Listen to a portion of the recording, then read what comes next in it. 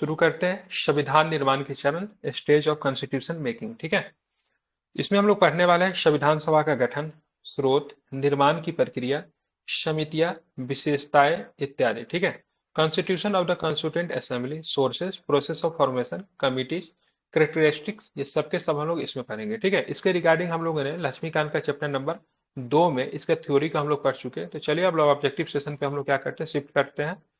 आप लोग को इसमें बोलना पड़ेगा ऑब्जेक्टिव सेशन में, जब भी आवश्यकता हो आप लोग बोलिएगा, लेकिन उससे पहले ध्यान रख लीजिएगा आप लोग सही जगह पे हो जहाँ पे शोर शराबा न हो रहा हो, क्योंकि क्लासेस रिकॉर्ड होती है। ठीक है, पहला क्वेश्चन आपके सामने ये रहा, निम्नलिखित कथनों में से कौन से संविधान सभा के गठन के बारे में सही है। संविधान सभा के सदस्यों का चयन 1946 के प्रांतीय चुनावों के आधार पर किया गया, पहला क्वेश्चन। इंग्लिश भी लिखा हुआ, दिक्कत हो तो खोल लीजिए, पीडीएफ ग्रुप में भी डाली गई है। ठीक है, देशी राज्यों के प्रतिनिधियों को संविधान सभा में सम्मिलित नहीं किया गया। संविधान सभा के भीतर विचार विमर्श जनता के द्वारा व्यक्त की गई रायों से प्रभावित नहीं होता था। तो ध्यान रखिए, सामूहिक सहभागिता का भाव उत्पन्न करने के लिए जनता से सुझाव मांगे गए। तो बताना कौन सा कथन सही है। तो देखिए, पहला वाला स्टेटमेंट तो पूरी तरीके से सही है, क्योंकि मैंने आपको बताया था संविधान सभा के लिए जो चुनाव जो होता है ना, तो उसके लिए आपको किसी भी प्रकार के ना व्यस्त मताधिकार का सहारा नहीं लिया गया था। मतलब जो प्रतिनिधि जो संविधान सभा में चुने गए थे, वो जनता के द्वारा नहीं चुने गए थे, पता है ना, बताया था ना। तो फिर प्रतिनिधि आए थे कहाँ से, तो प्रांतों में जो चुनाव जो हुआ था 1946 में, जो प्रांतों में जो चुनाव जो हुआ था उन प्रांतों से प्रतिनिधि को चुनकर भेजा गया था। क्लियर। दूसरा जो था, देशी राज्यों के प्रतिनिधियों को संविधान सभा में शामिल नहीं किया गया था, तो गलत है ना।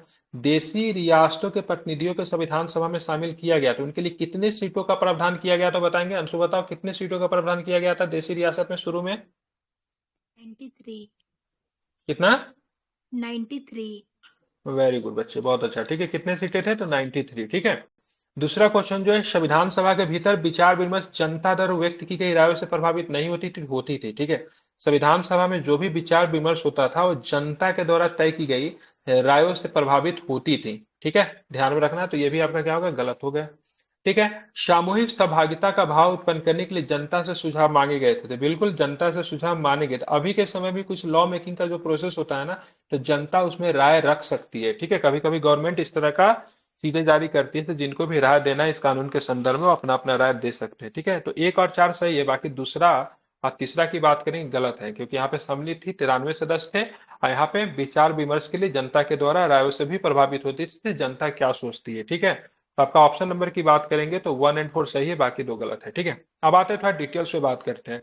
तो संविधान सभा के संदर्भ में बात करेंगे, तो जुलाई 1946 में संविधान सभा के सदस्यों का निर्वाचन हुआ, और जिसका आधार क्या था, कैबिनेट मिशन का 9 दिसंबर 1946 को संविधान सभा की पहली बैठक कहाँ पे होती है, दिल्ली में होती है। ठीक है, दिल्ली में पुस्तकालय भवन, जो कि संसद का ही हिस्सा था। सचिदानंद सिन्हा को अस्थायी सदस्य चुना गया। सचिदानंद सिन्हा को जो अस्थायी सदस्य चुना गया, तो सभा के सबसे वरिष्ठ सदस्य थे। उनके लिए किस देश से, ठीक है, प्रक्रिया को लिया गया था, उनको अध्यक्ष चुनने के लिए किस देश की प्रक्रिया को लिया गया था। Sir French, French. बहुत सुंदर, फ्रांस से लिया गया। ठीक है, संविधान सभा के भीतर विचार विमर्श जनता के द्वारा व्यक्त की गई राय जो होते थे या फिर सुझाव जो होते थे उनसे प्रभावित होती थी। देशी रियासतों को उनकी जनसंख्या के अनुपात में सीटें आवंटित की गई थी, यह भी आपको ध्यान में रखना है। दूसरा क्वेश्चन देखिए, भारत की संविधान सभा 1946 के प्रांतीय निर्वाचनों के आधार पर चुनी गई थी। ठीक है, कोई दिक्कत नहीं है। संविधान सभा से मुस्लिम लीग के निकल जाने के बाद यह पाया गया कि संविधान के अधिकतर सदस्य कांग्रेस के भी कांग्रेस के भी सदस्य थे। उस उपस्थिति में संविधान सभा को किस प्रकार एक अपेक्षाकृत अधिक बड़ा सामाजिक आधार दिया गया। ठीक है, रीजन क्या रहा, आप देखते हैं, विभिन्न अल्पसंख्यक समूहों से स्वतंत्र सदस्यों को मनोनीत करने के द्वारा, या फिर विभिन्न जाति तथा धार्मिक समूहों के स्वतंत्र सदस्यों को मनोनीत करने के द्वारा, या फिर भिन्न जाति धार्मिक समूह तथा महिलाओं के स्वतंत्र सदस्यों को मनोनीत करने के द्वारा, और देशी राज्यों के प्रतिनिधियों को शामिल करने और आम जनता से लिखित निवेदन मांगने के द्वारा। ठीक है, तो ऑप्शन नंबर की बात करेंगे तो आपका बी ऑप्शन जो है इसमें सही है। ठीक है, मतलब विभिन्न जाति तथा धार्मिक समूहों के स्वतंत्र सदस्यों को मनोनीत करने के द्वारा सभा में समायोजन बनाया गया। क्योंकि जब मुस्लिम लीग जब निकल जाती है, तो जो भी सदस्य जो चुनकर जो आए थे संविधान सभा में, सारे ही सारे की बात करेंगे तो कांग्रेस के ही मेंबर थे। तो इनसे मतलब क्या होता ना, लोगों को लगता है क्या से कांग्रेस के लोगों ने मिलकर संविधान सभा को बना दिया है।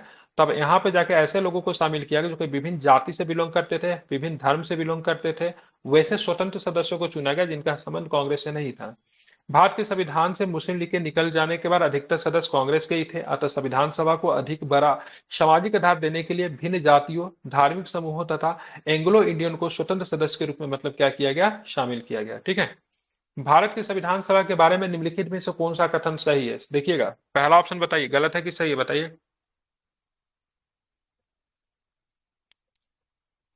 सही है गलत है कि सर। सही है? प्रांतीय विधानसभाओं के सदस्यों द्वारा अप्रत्यक्ष रूप से सभा का चयन किया गया था। ठीक है। सार्वभौमिक व मताधिकार के आधार पर चुनाव किए गए थे, दूसरा सही है। गलत है। सार्वभौमिक नहीं था सर।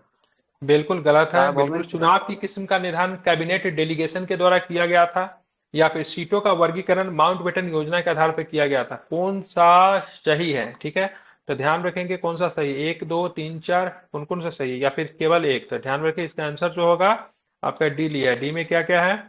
तो एक और तीन की बात करेंगे, सही है। ठीक है, मतलब पहला नंबर तो पूरी तरीके से सही है, और दूसरा नंबर भी आपका क्या है, सही है। मतलब चुनाव की स्कीम का निर्धारण कैबिनेट डेलीगेशन के द्वारा किया गया था, यह भी आपको ध्यान में रखना है।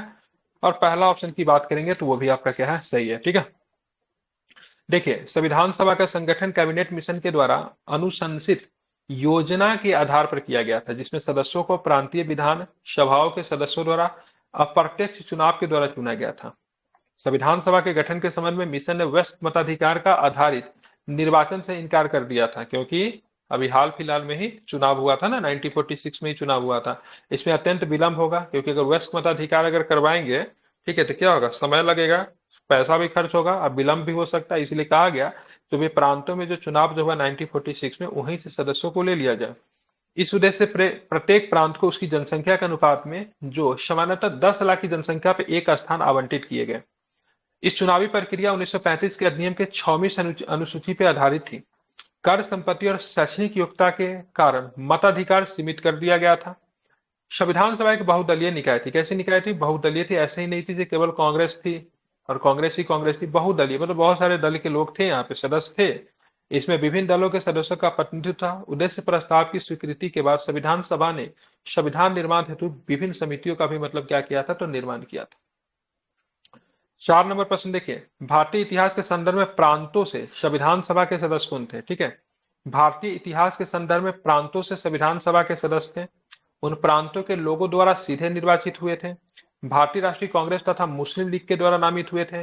प्रांतीय विधानसभाओं द्वारा निर्वाचित हुए थे। ठीक है, तो यही सही है। ठीक है, जो संविधान सभा के जो सदस्य जो चुने गए थे प्रांतों से, वो किनके द्वारा निर्वाचित हुए थे? तो ध्यान में रखना है, प्रांतीय विधानसभाओं के द्वारा निर्वाचित हुए थे। तो दो तरह के प्रश्न इसमें बन सकते हैं। तो सबसे पहले ध्यान रखना, प्रांतों में ये लोग कैसे चुनकर आए? तो प्रांत में ये लोग चुनकर आए, तो लोगों के द्वारा चुनकर आए। ठीक है, फिर प्रांत में जब ये चुनकर आ गए, तो फिर इनको संविधान सभा के लिए जब चुनना था, तो यहाँ पे लोगों की भूमिका नहीं थी। यहाँ पे किनकी भूमिका थी? तो प्रांत के लोगों ने ही अपनों में से कुछ को चुना। जैसे मान लीजिए यहाँ पे 10 लोग हैं, ठीक है, सपोज दैट, तो हम 10 लोग चुनाव में खड़ा हुए, ठीक है, तो हम लोग को जनता ने चुनकर भेज दिया एक सभा में, तो हम 10 लोग चुन लिए गए। अब यहाँ से किसी सभा में जाना है, तो अब 10 में से 2 आदमी को जाना है, तो फिर हम 10 लोग डिसाइड करेंगे तो हम में से कौन कौन जाएगा। ठीक है, तो उसी तरीके से यहाँ पर भी हुआ था। पहले लोगों के द्वारा प्रांत के चुनाव में चुने गए, प्रांतीय चुनाव 1946 में। अब फिर प्रांतों से चुनकर ये लोग कहाँ गए? तो फिर प्रांतों से चुनकर ये लोग संविधान सभा के लिए गए। ठीक है, तो इसीलिए ऑप्शन नंबर की बात करेंगे तो सी द राइट आंसर। निम्नलिखित में से संविधान सभा के बारे में गलत कथन कौन सा है? ठीक है, रॉन्ग आंसर सुनना है इसमें, मतलब गलत स्टेटमेंट के बारे में चुनना है, आंसर तो राइट ही होगा। इसने बड़ी संख्या में समितियों की मदद से काम किया। इसमें प्रारूप समिति सबसे महत्वपूर्ण थी, ये तो ठीक ही है। अल्पसंख्यक समुदायों को सभा में पर्याप्त प्रतिनिधित्व दिया गया। इसका निर्वाचन सार्वभौमिक व मताधिकार के आधार पर किया गया। तो क्या ये सही है क्या? यूनिवर्सल गलत हो एडल्ट जाएगा। फ्रेंचाइज, ठीक है, गलत है ना ये, तो यही गलत है। बाकी सारे यस। सारे स्टेटमेंट की बात करेंगे तो आपके सही होंगे। ठीक है, बाकी ये भी सही, इसकी चुनाव प्रक्रिया 1935 के अधिनियम 106 में अनुसूची के आधारित थी। कर संपत्ति और शैक्षणिक योग्यता के आधार मताधिकार को सीमित कर दिया गया था। अब आते हैं आगे, देखेंगे क्या प्रश्न। ठीक है, आगे देखोगे भारतीय संविधान के संदर्भ में प्रांतों से संविधान सभा के सदस्य कौन थे? ठीक है, यहाँ पे ऑप्शन पढ़िए, एक मिनट, एक कॉल आ रहा है।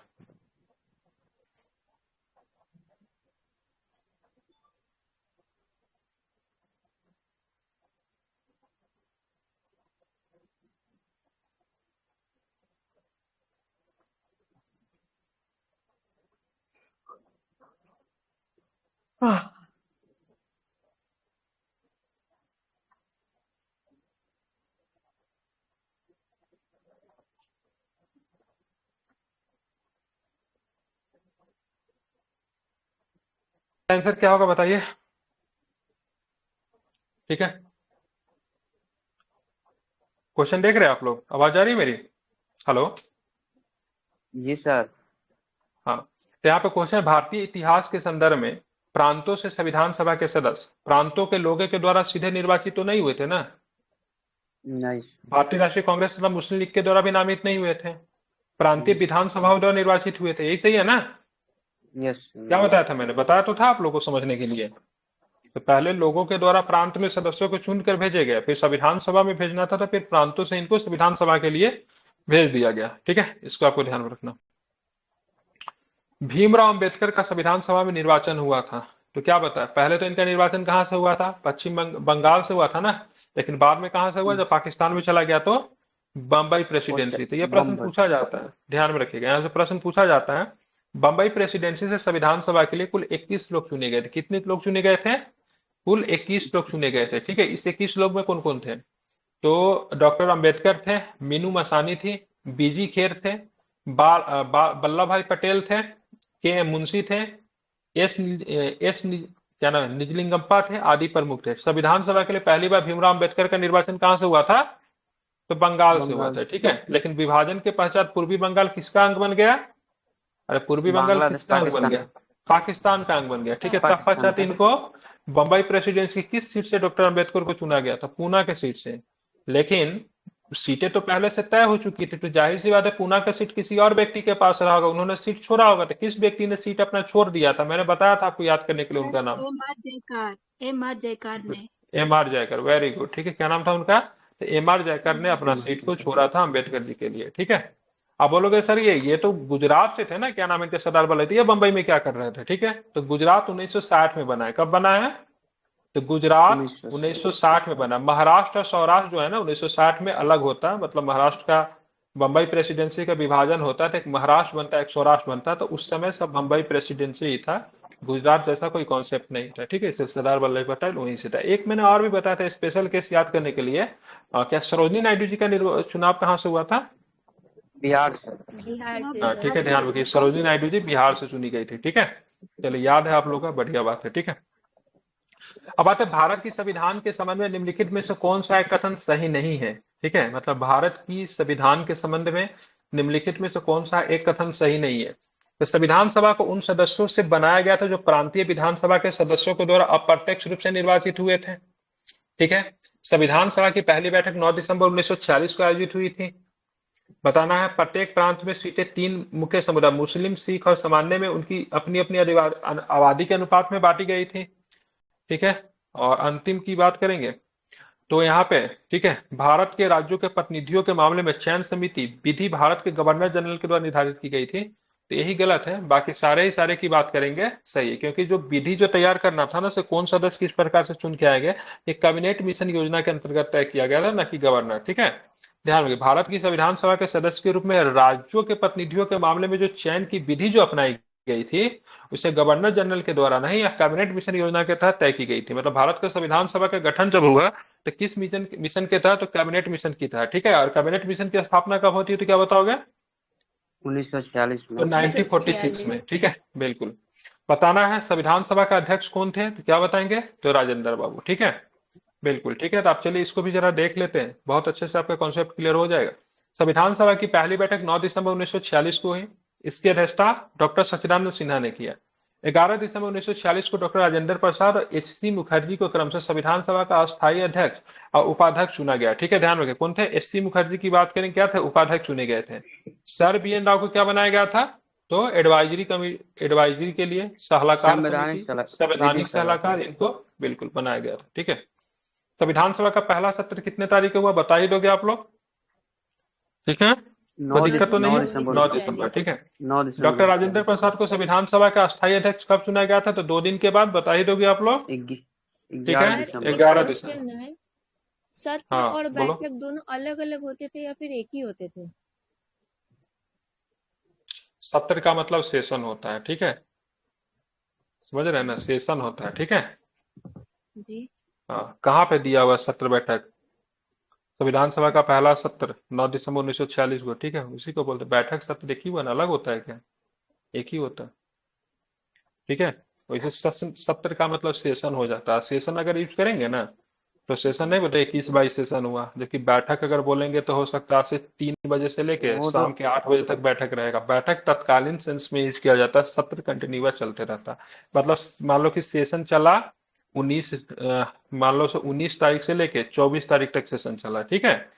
सपोज डेट बता रहा हूँ आज, जिसमें एक 20 तारीख के भी सेशन चलेगी, तो 20 तारीख के जो सेशन जो रही 4 से लेके 5 बजे तक चली, ठीक है। तो ये बैठक का टाइम हो गया, लेकिन सेशन जो है 19 से 24 ही है। तो बैठक यूज होना चाहिए, कहीं के पे सत्र दे दिया हुआ तो छोड़िए उसको हटाते हैं, ठीक है। अब यहाँ पे देखते हैं भारतीय संविधान सभा के प्रथम दिन के अधिवेशन की अध्यक्षता किन्होंने की। तो पहला दिन में कौन थे, बता दीजिए नाम जरा। सचिदानंद बिल्कुल, क्या सचिदानंद हो सिन्हा। जाएंगे, सच्चिदानंद सिन्हा, वेरी गुड, बहुत अच्छा। ऊपर में था,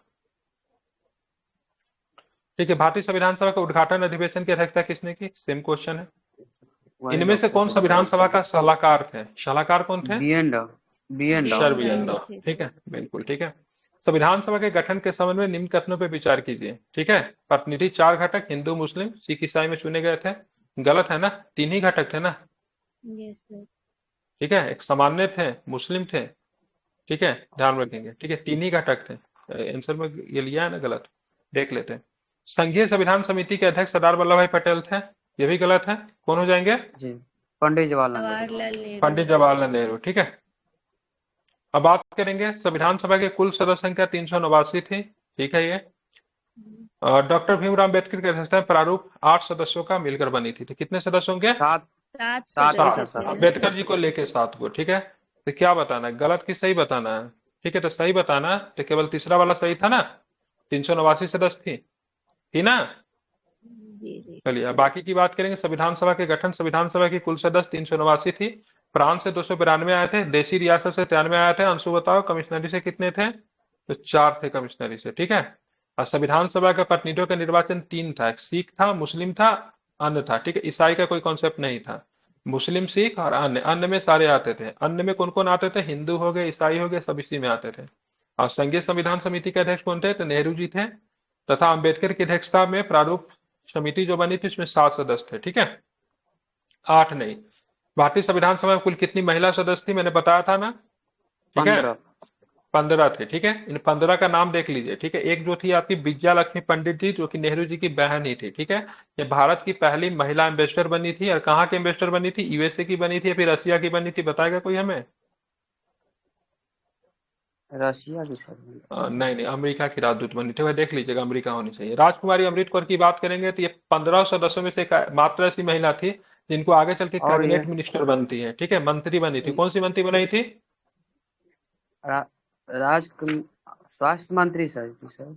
स्वास्थ्य मंत्री, वेरी गुड। और सरोजिनी नायडू की बात करेंगे तो किस राज्य की राज्यपाल बनी थी, उत्तर प्रदेश के और प्रथम सुचित्रा राज्यपाल। कृपलानी की बात करेंगे तो सुचित्रा कृपलानी क्या बनी थी, उत्तर सर प्रदेश की सीएम पहली थी। महिला मुख्यमंत्री। बिल्कुल उत्तर प्रदेश की, ठीक है। तो उत्तर सुचित्रा कृपलानी उत्तर प्रदेश की मुख्यमंत्री बनी थी। सरोजिनी नायडू बाद में जाके राज्यपाल, ये शुरू शुरू में नहीं बनी थी, बाद में बनी थी। पूर्णिमा बनर्जी भी है, लीला राय भी है, दुर्गाबाई देशमुख है, हंसा मेहता, काफी इंपोर्टेंट चेहरा हंसा मेहता, ठीक है। कमला चौधरी, रेणुका राय, मालती चौधरी, दक्षयानी बेलायुदन, बेगम एजाज रसूल, ठीक है, ये मुस्लिम थी मात्र एक, ठीक है, ये नाम ध्यान में रखिएगा, ठीक है। एनी मस्क्रिनी एवं अम्मू स्वामीनाथन, ठीक है। तो सबके सब महिला थी। महिला सदस्यों की संख्या कितनी, 15। एग्जाम में क्या प्रश्न पूछेगा पता है, बताओ इनमें से कौन नहीं थी, ठीक है। याद रहेगा सबका नाम, तो याद तो करेंगे। इसका नाम ध्यान में रखिएगा, ठीक है। एग्जाम में पूछ देता है कौन नहीं थी। भारत की संविधान सभा का गठन किया गया था, बताओ, कैबिनेट मिशन या फिर क्रिप्स मिशन, क्या होगा, cabinet mission. Cabinet cabinet mission mission. योजना के अंतर्गत। मैं इतना तो गारंटी देता हूँ, अगर मैं लक्ष्मीकांत पढ़ा दूं या फिर स्पेक्ट्रम पढ़ा दूं, फिर आपको एमसीक्यू करवाऊं, तो एक भी क्वेश्चन आपसे नहीं छूटेगा, ठीक है। अभी आप जितना बना रहे होगे सबके सब आपका बन रहा होगा।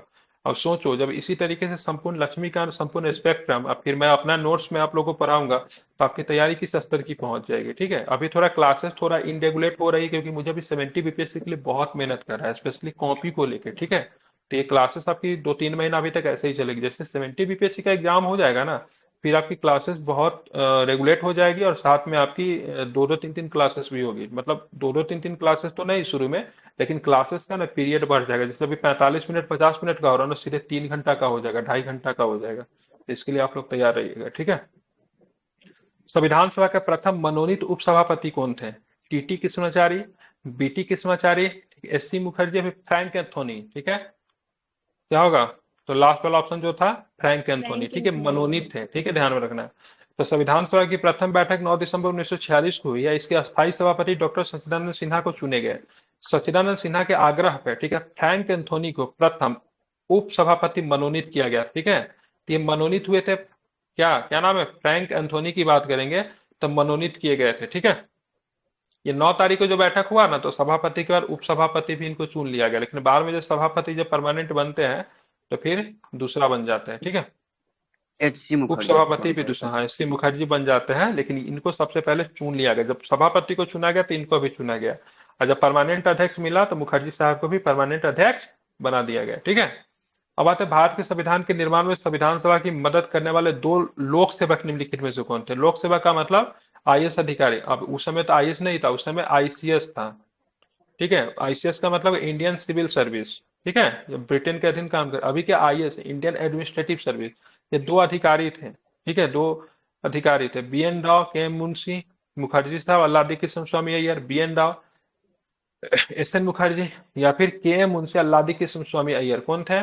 तो ध्यान रखिएगा, तो इनका नाम था एक बी एन बी राव साहब और एस एन मुखर्जी। ठीक है, ये दोनों को दोनों क्या थे? तो 2 लोक सेवक थे। ठीक है, नाम याद रखिएगा, बी एन राव तथा एस एन मुखर्जी।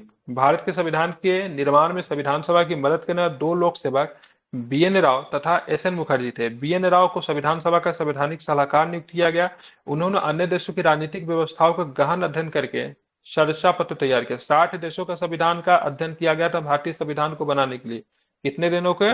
कम से कम 60 देश थे। ठीक है, वही एस एन मुखर्जी की भूमिका मुख्य योजनाकार की थी। एस एन मुखर्जी जटिल प्रस्तावों को स्पष्ट विधिक भाषा में व्यक्त करने की क्षमता रखते थे। मतलब जो कठिन कठिन चीजें जो होती थी ना, उसको क्या करते थे, संक्षेप कर देते थे। ठीक है, इसको आपको ध्यान में रखना है। अब यहाँ पे विचार करना है, मौलिक अधिकार को कहाँ से लिया गया? मौलिक अधिकार बताइए। यूएसए से। अमेरिका यूएसए ठीक से। है, डीपीएसपी। आयरलैंड के आयरलैंड। संविधान से लिया। ठीक है, केंद्र की अपनी शक्तियां कनाडा के संविधान से। कनाडा के संविधान से, जो कि गलत ऑस्ट्रेलिया है से ना? लिया गया है। नहीं, हाँ? केंद्र वापसी तो कनाडा से लिया गया कनाडा सर। कनाडा से गलत पूछ रहा है ना? गलत ही केंद्र में अपशिष्ट पूछा। शक्ति किसके पास रहेगी? अपशिष्ट शक्ति का मतलब हम क्या बताए थे? जो राज्य को जो पावर ना हो वो सारी शक्तियां। Central power. नहीं, वैसी ना तो शक्तियां जो किसी को भी राज्य। डिस्ट्रीब्यूटेड ना हो। ठीक है, जो कि ना तो केंद्र के अधीन आवे, ना तो कोई राज्य के अधीन आवे। ठीक है, जो किसी के अधीन नहीं आ रहा है, वो पावर किसके पास चली जाएगी? डायरेक्टली केंद्र के पास चली जाएगी। ठीक है, मतलब मान लीजिए कोई कानून बनाना है, तो ना तो राज्य सूची में दिया हुआ, ना तो संघ सूची में, ना तो समवर्ती सूची में, तो उस पे कानून बनाने का अधिकार किसके पास होगा? केंद्र सरकार के वो पास। केंद्र। इसको बोलते हैं अपशिष्ट शक्तियां। ठीक है, मैंने पढ़ाया था। ठीक है, और आपातकालीन शक्तियां की बात करेंगे तो जर्मनी के जर वाइमर वेमर से रिपब्लिक से लिया गया। किससे लिया गया है? वाइमर जर्मनी के वेमर। रिपब्लिक से। ठीक है, ध्यान में रखना है। ठीक है, अब देखेंगे यहाँ पे भारत सरकार अधिनियम 1935 से क्या लिया गया था? भारतीय संविधान का सबसे महत्वपूर्ण स्रोत है भारत संविधान का आकार, संरचनात्मक स्वरूप, विषय सूची, भाषा पर 1935 के अधिनियम का गहरा प्रभाव है। ब्रिटिश संविधान संसदीय शासन प्रणाली लिया गया है। मंत्रिमंडलीय सरकार पार्लियामेंट्री फॉर्म ऑफ गवर्नमेंट है।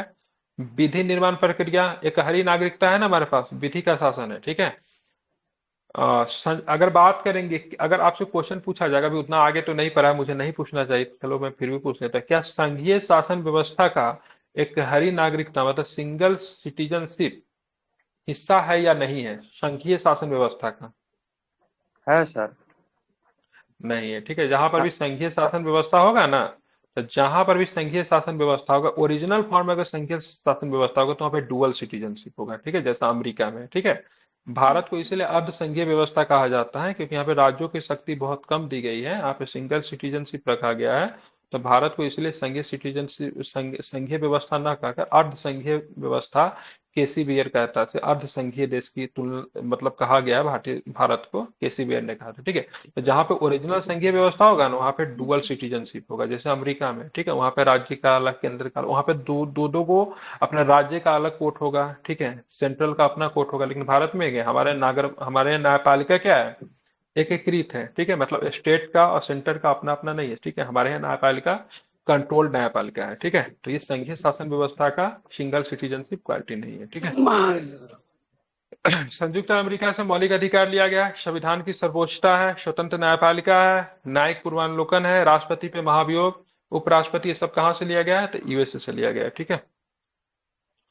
चलिए, फ्रांस से क्या लिया? गणतंत्र की स्थापना फ्रांस है, ठीक है। आयरलैंड के संविधान से राज्य के नीति निदेशक तक राष्ट्रपति के निर्वाचक मंडल की व्यवस्था है, यहाँ से आयरलैंड से। राज्यसभा में कला, साहित्य, विज्ञान आदि संबंधित विशिष्ट व्यक्तियों का जो मनोनयन का जो प्रणाली जो होता है, जो कि हमारे यहाँ राष्ट्रपति कहते हैं 12 लोगों को, वो भी कहाँ से लिया गया? आयरलैंड से। ऑस्ट्रेलिया के संविधान से संभारती सूची लिया गया है, ठीक है। व्यापार, वाणिज्य एवं समागमन की स्वतंत्रता है। संसद के दोनों सदनों का संयुक्त बैठक है, किस अनुच्छेद में है?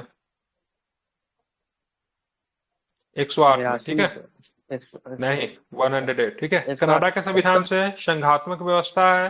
अब देखिए, हमारे यहाँ के संविधान से संघात्मक व्यवस्था कहाँ से लिया गया है? कनाडा के संविधान से लिया गया है। तो कनाडा के संविधान से संघात्मक व्यवस्था इसलिए लिया गया क्योंकि कनाडा की अपनी शक्तियां केंद्र में होती है, ठीक है। केंद्र राज्य संबंध की बात करेंगे तो हमारे यहाँ तो केंद्र को ऊपर रखा गया, तो ये सब कहाँ? कनाडा के संविधान से लिया गया, ठीक है। अगर अमेरिका के संविधान से लेते हैं तो केंद्र के पास पावर ज्यादा नहीं जाती है, राज्य के पास पावर ज्यादा चली जाती है, क्योंकि अमेरिका जो है संघीय शासन व्यवस्था को बहुत ही अच्छे तरीके से फॉलो करता है, ठीक है। तो सब पढ़ाऊंगा आगे चल के, तब अच्छे से समझ में आएगी। केंद्र राज्य संबंध, अपनी शक्तियां केंद्र के पास होगी। राज्यपाल की नियुक्ति, अब राज्यपाल की नियुक्ति अगर आप राज्य में करते हो तो राज्य में एक क्यूरेटर बैठा देते हैं ना, तो यहाँ पे राज्य की शक्ति तो कमजोर होती है, क्योंकि राज्यपाल की नियुक्ति में क्या होता है? केंद्र की भूमिका होती है। तो जो भी चीज राज्यों को अगर कमजोर करके संघ को अगर मजबूत करेगी ना, तो समझिए को कनाडा के संविधान से लिया गया है, ठीक है। और जो भी चीज आप देखिएगा से एक तरह से सेंट्रल को कमजोर करेगी, वो चीज ज्यादातर आपको कहाँ से लिया गया? तो अमेरिका के संविधान से लिया गया होगा, ठीक है। जैसे देखिए, उधर ही था ना अमेरिका का। अब आते हैं सर्वोच्च न्यायालय के सलाहकारी क्षेत्राधिकार। जर्मनी के बाइमर रिपब्लिक से क्या लिया गया? बाइमर संविधान से। तो आपातकाल में मौलिक अधिकार का स्थगन, ठीक है। देखिए, आपातकाल में मौलिक अधिकार का जो स्थगन जो होता है, ठीक है, ध्यान में रखेंगे, मतलब मौलिक अधिकार का प्रयोग नहीं कर सकते। किससे लिया गया है? तो ठीक है, तो बाइमर रिपब्लिक से। अब मौलिक अधिकार का निलंबन करने का अधिकार किसके पास होता है? तो राष्ट्रपति के पास होता है, ठीक है। दक्षिण अफ्रीका के संविधान से क्या लिया गया है? तो संशोधन करने की प्रक्रिया जो होती है, ठीक है, जो कि संविधान के अनुच्छेद किसमें है? तो 368 में है, ठीक है। और साथ में राज्यसभा सदस्यों के निर्वाचन यहीं से। जापान के संविधान से क्या लिया गया था? विधि द्वारा स्थापित प्रक्रिया जापान के संविधान से। यूएसएसआर की बात करें, जिसको पूर्व सोवियत संघ कहते हैं, वहां से क्या लिया गया था? फंडामेंटल ड्यूटीज को लिया गया। ये मूल संविधान में नहीं था, इनको कब डाला गया था? 42वां संविधान संशोधन 1976 के द्वारा इसको शामिल किया गया था, ठीक है। तो ये मूल संविधान में नहीं था, इसको भी आपको ध्यान में रखना है। आप देखते हैं भारत की संघीय व्यवस्था कहाँ से ली गई? तो भारत का हमारा संघीय व्यवस्था कहाँ से लिया गया? बताइए। अमेरिका से लिया, कनाडा से लिया गया? कनाडा से, ठीक है। हालांकि कनाडा में जो कनाडा की जो संघीय व्यवस्था क्या है, थोड़ा सा पूरी तरीके से संघीय नहीं है, नहीं, क्योंकि राज्यों की शक्ति जहां पर भी कम मिलेगी तो उसको पूरी तरीके से संघीय मानी भी नहीं जाएगी, ठीक है। अब आता है भारत के संविधान में समवर्ती सूची की अवधारणा कहाँ से ली गई है? तो कहाँ से समवर्ती सूची? ऑस्ट्रेलिया से ली गई, ठीक है, ऑस्ट्रेलिया से, ठीक है। भारतीय संविधान में सन्निहित मूल अधिकारियों की अवधारणा कहाँ से ली गई है? जल्दी जल्दी बताइए। मूल अधिकार यूएसए से, अमेरिका से। वेरी गुड, ठीक है। निम्नलिखित में से कौन सुमेलित नहीं है? ठीक है, मतलब which one of the following is not correctly matched, ठीक है। तो मिलान करनी है आपको। तो संघात्मक स्वरूप की बात करेंगे तो कहाँ से लिया गया है? कनाडा से लिया गया है। मौलिक अधिकार की बात करेंगे तो अमेरिका के बिल ऑफ राइट्स के बराबर है, ठीक है। अमेरिका में जो बिल ऑफ राइट जो था ना, उसके समान है। केंद्र राज्य संबंध की बात करेंगे तो केंद्र राज्य संविधान संबंध की बात करेंगे। कनाडा का है सर। क्या लगा दिया मैं यार? मौलिक अधिकार ठीक है, केंद्र संबंध कनाडा ठीक है। ये संघात्मक संरचनात्मक स्वरूप है, ठीक है, 1935, ठीक है। ये गलत है। राज्य का नीति निर्देशक तत्व की बात करेंगे तो क्या हो जाएगा? क्या होगा इसमें? आयरलैंड हो जाएगा, ठीक है। तो यही जो है सो आपका क्या है? गलत है, ठीक है। अब आते हैं, फिर से मिलान करना है क्या आपको? हाँ, ठीक है। राज्य के नीति निर्देशक तत्व कहाँ से? आयरलैंड से। आयरलैंड से। मूल अधिकार यूएसए से। संघ राज्य संबंधों में समवर्ती सूची ऑस्ट्रेलिया से, ठीक है। भारत राज्यों का संघ है तथा संघ में अधिक शक्ति है। तो जब अधिक शक्ति वाला संघ को अधिक शक्ति दोगे तो आपको कहाँ जाना पड़ेगा? कनाडा। कनाडा। कनाडा, ठीक है, बिल्कुल ठीक है, ध्यान में रखना। तो ऑप्शन नंबर क्या होगा, डी जो है राइट है, ठीक है। अब आगे की बात करते हैं, तो कुछ प्रश्न और भी देखते हैं। भारतीय संविधान में राज्य के नीति निर्धारक तत्वों का निम्न में से किस देश के संविधान से लिया गया है? तो आयरलैंड। आयरलैंड। आयरलैंड का संविधान, ओके, कोई दिक्कत नहीं है।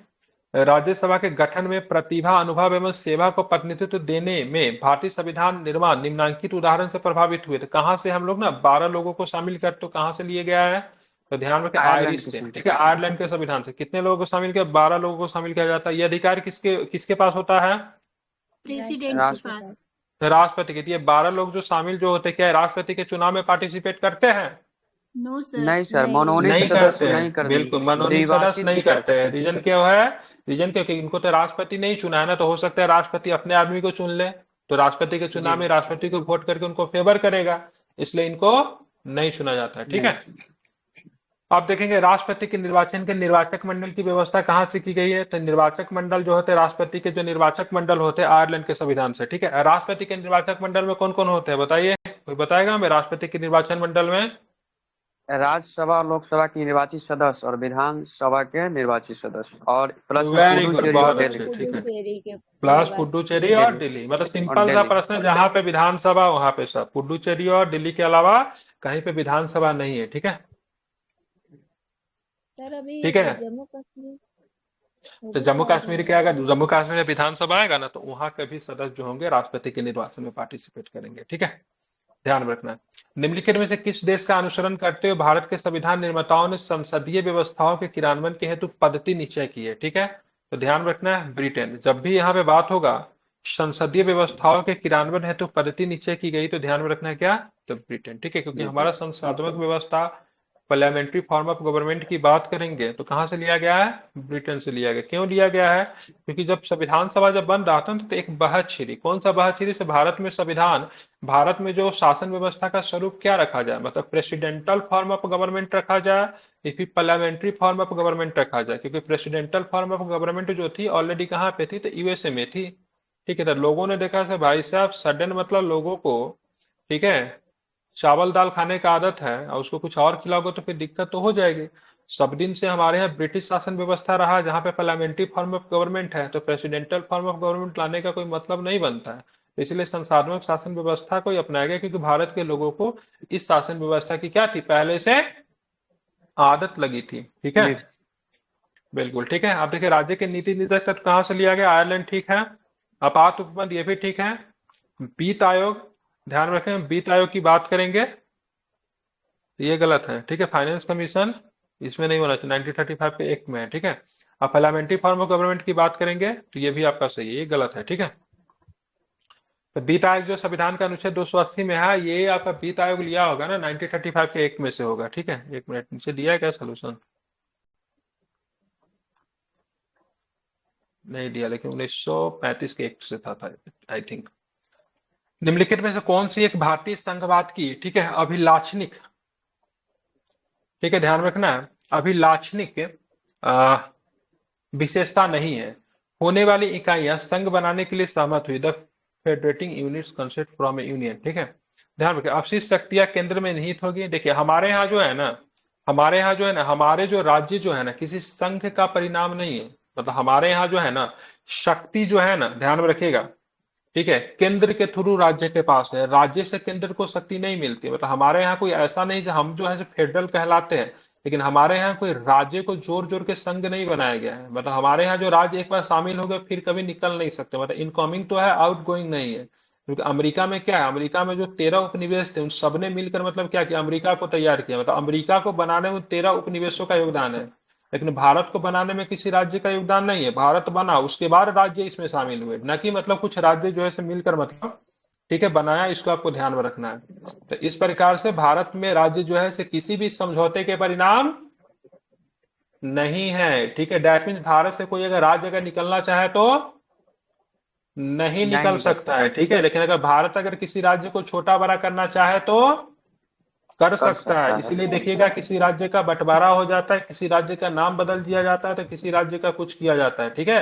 लेकिन अमेरिका का राज्य जब चाहे तो अमेरिका से निकल जाएगा, ठीक है।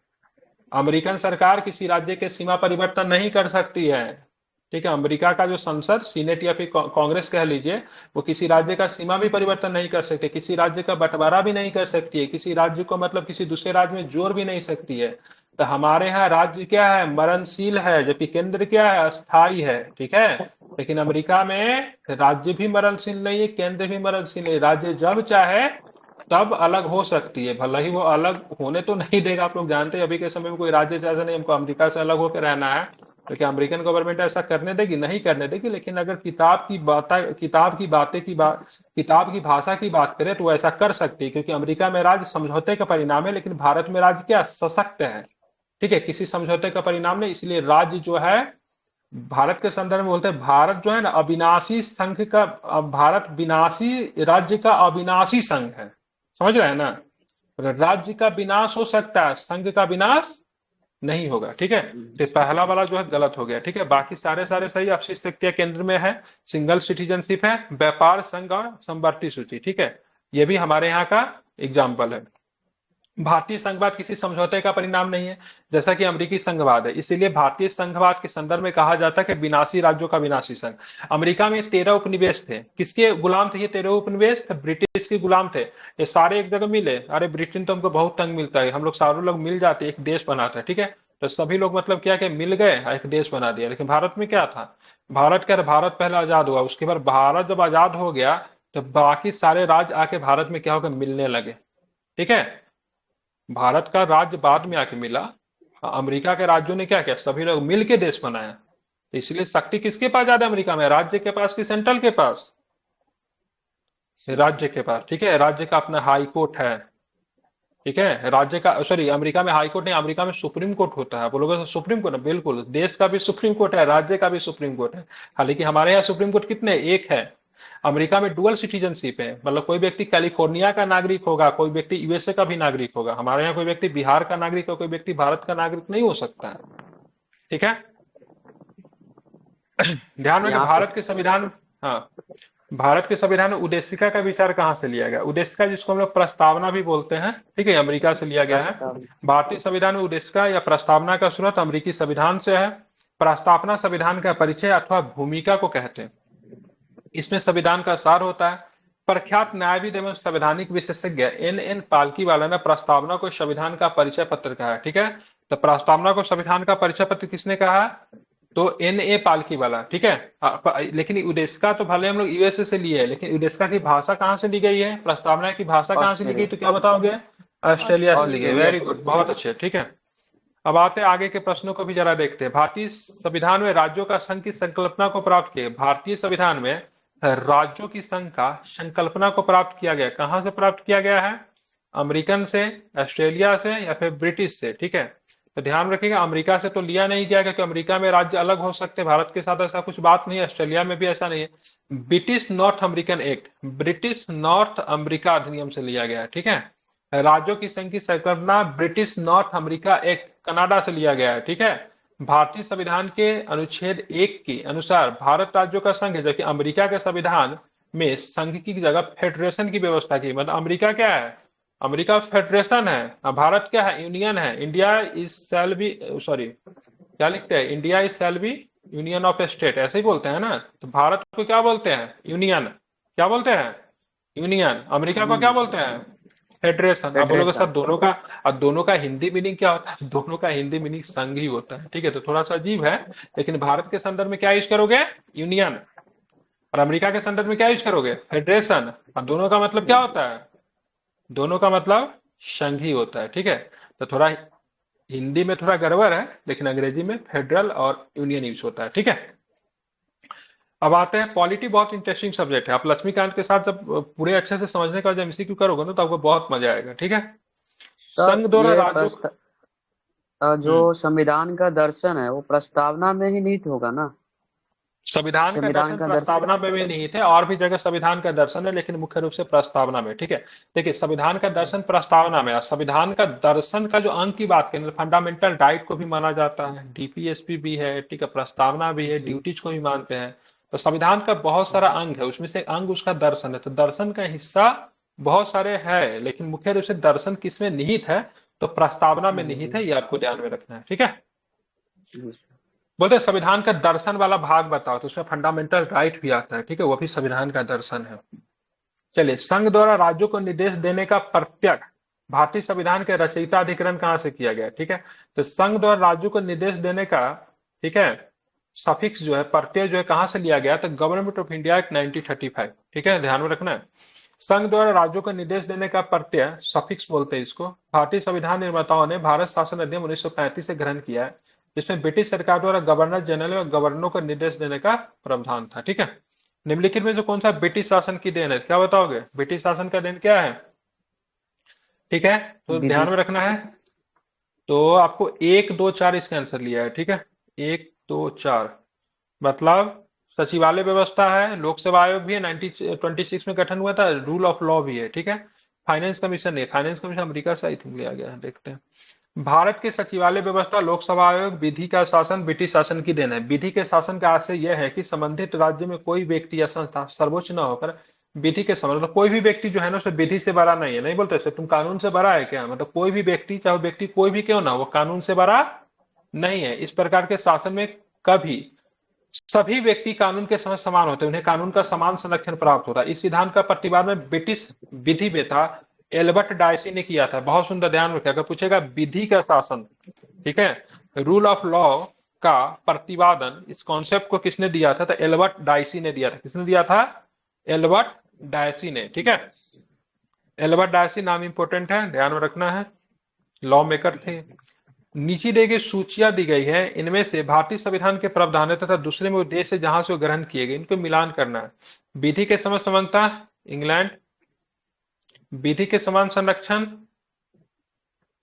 Equality USA. बिफोर लॉ, ठीक है, USA। एक जापान होगा। यूएसए। एक मिनट, क्या नहीं लिया सर, इसके यू अंदर, बी, यूएसए सर, ए का विधि के दो, समान एक मिनट, एक संरक्षण मिनट। यूएसए। विधि के समान, अच्छा, विधि द्वारा स्थापित प्रक्रिया जापान होता है, सॉरी, मिस्टेक। ये आपका कहाँ का विधि का, ये तो ठीक लगा हुआ है, ठीक है। शैक्षणिक संस्थाओं के विधि। लिए राज्य का अनुदान, इसका क्या होगा, आयरलैंड, ठीक है, ठीक है ना।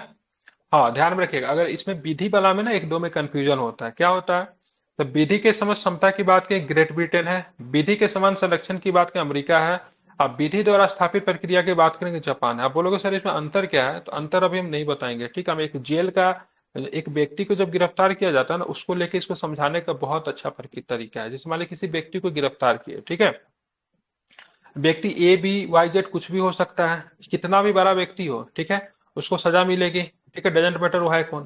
तो उसको ध्यान रखिए, ये जो चीजें जो ली गई है ग्रेट ब्रिटेन से ली गई, ठीक है।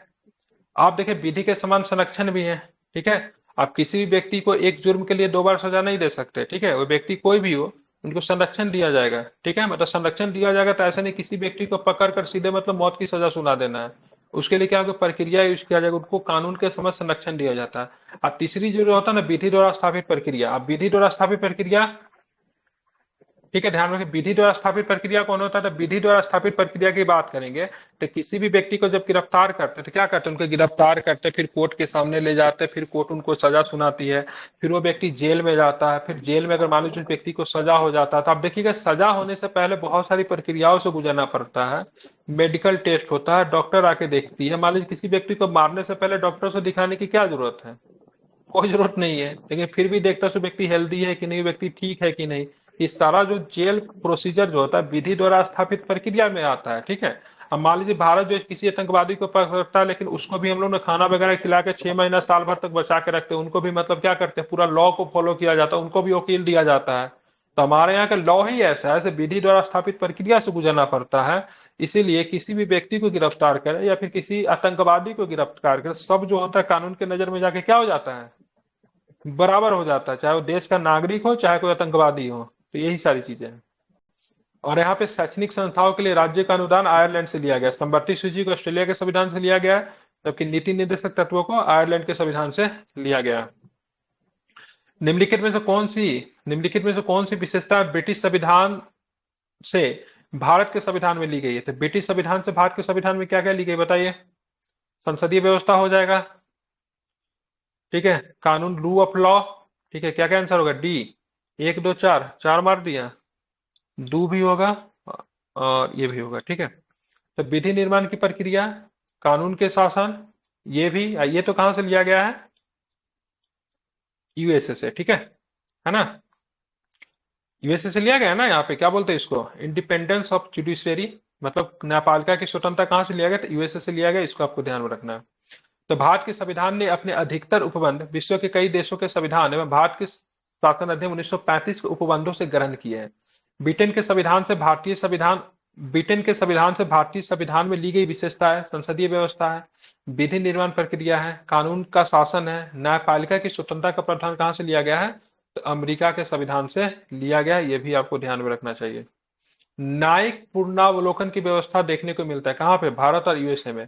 अब क्या होता है न्यायिक पुनरावलोकन, क्या होता है, मान लीजिए सुप्रीम कोर्ट ने कुछ अपना जस्टिस दे दिया है, ठीक है, लेकिन क्या एक बार जस्टिस अगर दे दिया गया तो फिर से उसका रिव्यू किया जा सकता है, ठीक है, जिसको जुडिशियल रिव्यू कहते हैं, देखा जाएगा कि भाई साहब सही है कि नहीं है, अपने ही फैसलों का रिव्यू कर सकती है। या फिर मान लीजिए भारत की संसद ने कोई कानून बना दिया, ठीक है, सपोज डेट किसी कानून को भारतीय संसद ने बना दिया, तो उस कानून को भी जुडिशियल रिव्यू किया जा सकता है, ठीक है। ध्यान रखें कि न्यायिक पुनरावलोकन की व्यवस्था भारत और यूएसए दोनों में है। न्यायिक पुनरावलोकन के अंतर्गत न्यायालयों को शक्ति है कि जिसके द्वारा विधानमंडल के कानूनों तथा कार्यपालिका के आदेशों की जांच कर सकता है, और यदि वे कानून अथवा आदेश संविधान का उल्लंघन करते हैं तो उससे उनको असंवैधानिक एवं शून्य घोषित कर देता है, ठीक है।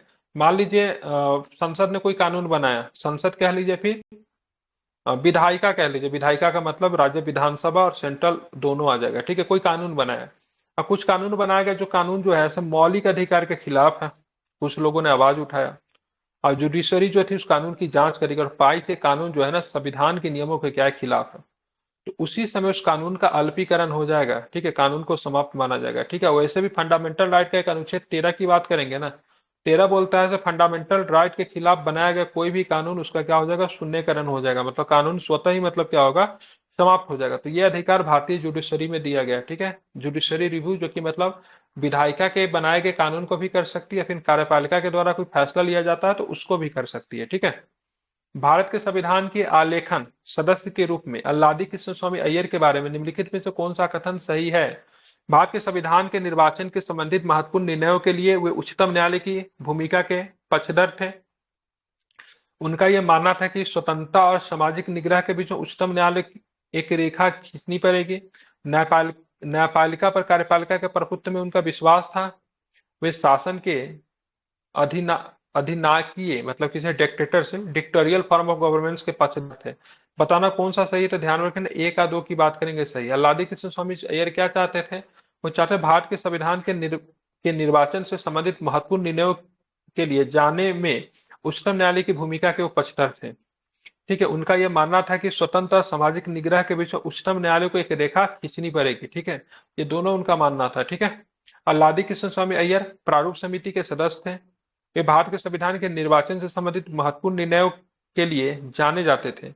वे उच्चतम न्यायालय की भूमिका के पक्षधर थे। साथ ही उनका यह मानना था कि स्वतंत्रता और सामाजिक निग्रह के बीच उच्चतम न्यायालय को एक रेखा खींचनी पड़ेगी, ठीक है। भारतीय संविधान का तृतीय वाचन कब हुआ, संविधान सभा में भारतीय संविधान का तृतीय वाचन की बात करेंगे, तो तारीख है कुछ याद करना पड़ेगा, ठीक है। तो ये 14 नवंबर 1949 से तृतीय वाचन शुरू हुआ, तो नेहरू जी का जन्मदिन था, ठीक है।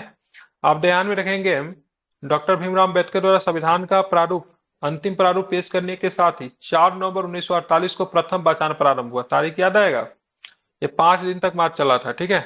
सबसे छोटा था 4 नवंबर 1948 से 9 नवंबर 1948 तक चला, ठीक है, स्मॉलेस्ट था। दूसरा की बात करेंगे 15 नवंबर से लेके, ठीक है, 15 नवंबर 1948 से लेके 14 नवंबर 17 अक्टूबर 1949 तक चला, ठीक है। और तीसरा जो था, ठीक है, 14 नवंबर 1949 से लेके 26 जनवरी 26 नवंबर 1949 तक चला। अब बोलेगा से कौन सबसे बड़ा था कौन सबसे छोटा था, तो दूसरा वाला सबसे बड़ा था, लगभग साल भर। और पहला वाला जो था मात्र 5 दिन तक चला था, सबसे छोटा था। याद तो रहेगा, 3 वाचन हुए थे। 26 नवंबर को संविधान सभा द्वारा संविधान को पारित कर दिया गया, ठीक है। तो 4 नवंबर से लेके 9 नवंबर 1948, 15 नवंबर 1948 से लेके 17 अक्टूबर 1949 तक, और 14 नवंबर 1949 से लेके 26 नवंबर 1949। पहला 5 दिन और दूसरा की बात करें 12 दिन, तीसरा 12 दिन, और दूसरा वाला जो चला था लगभग साल भर के आसपास चला था, अप्रैल साल भर से कम था, 11 महीना, 11 महीना 4-5 दिन, तो ऐसा था। ये सारे के सारे आपको याद करने पड़ेंगे, ठीक है। तो 40 क्वेश्चन करा दिया हूँ, इसी 40 क्वेश्चन का रिवीजन करके आइएगा, कल खत्म करवा दूंगा, ठीक है। तो चलिए बाकी मिलते हैं कल के क्लास में। बाकी जो क्वेश्चन होगा तो मैं इस चैप्टर का आज रात में डाल दूंगा, ठीक है। बाकी सर कल कुछ आप लोगों ने जो, हाँ बोलो। हाँ सर, वो मैंने है ना 1.5-2 महीने पहले घटना चक्र खरीद लिया था, तो फिर वो घटना चक्र से